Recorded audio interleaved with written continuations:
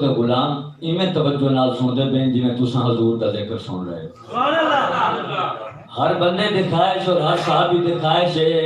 کہ مصطفیٰ کریم علیہ الصلوۃ والسلام دی زبان مبارک کھلے اور حضور علیہ الصلوۃ والسلام اپنے نورانی کلمات جو کچھ سانو عطا فرمائے۔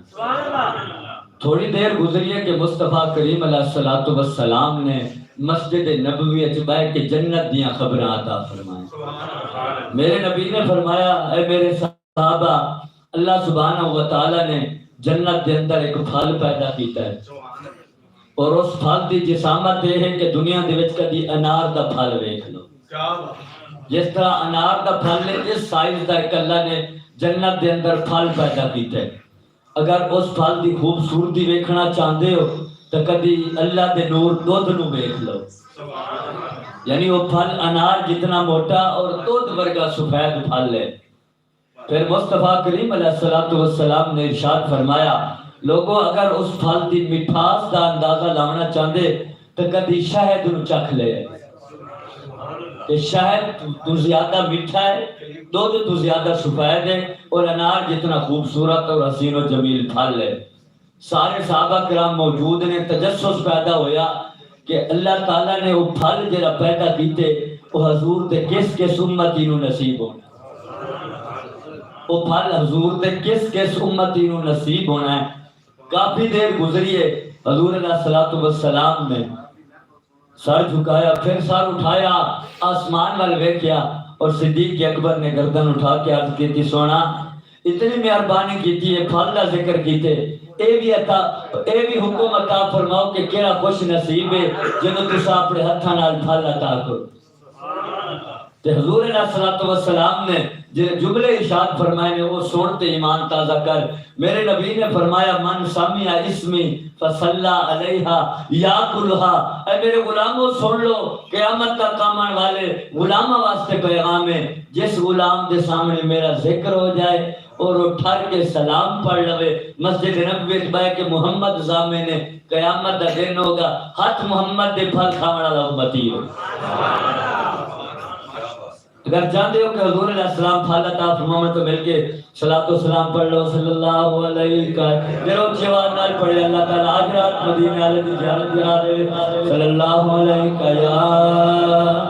رسول اللہ وسلم علیک یا حبیب اللہ یا رسول اللہ یا حبیب اللہ،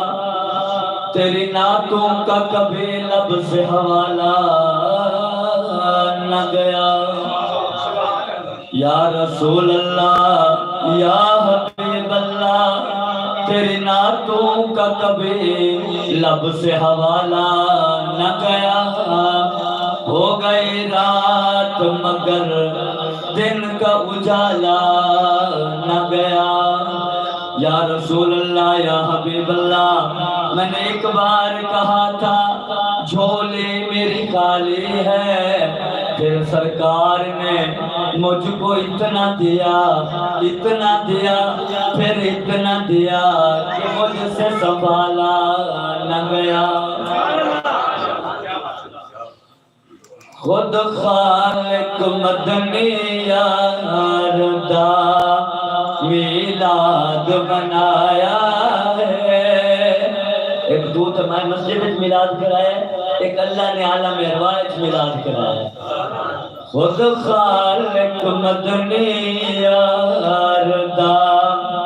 میلاد بنایا ہے، اون عالم ارواح دے وچ جلسہ کرایا ہے، خود خالق مدنی یار دا۔ قرآن مجید کی آیت اللہ فرما دے قد جاءکم من اللہ نور، شاعر نے ترجمانی کی تھی قد جاءکم من اللہ، خود نور نے آکیا اللہ، خود نور نے آکیا اللہ، جتھے برق قرآن دے کھول سارے جتھے ورگ قرآن دے کھول سارے تیری شان جیاں نہ کوئی ہو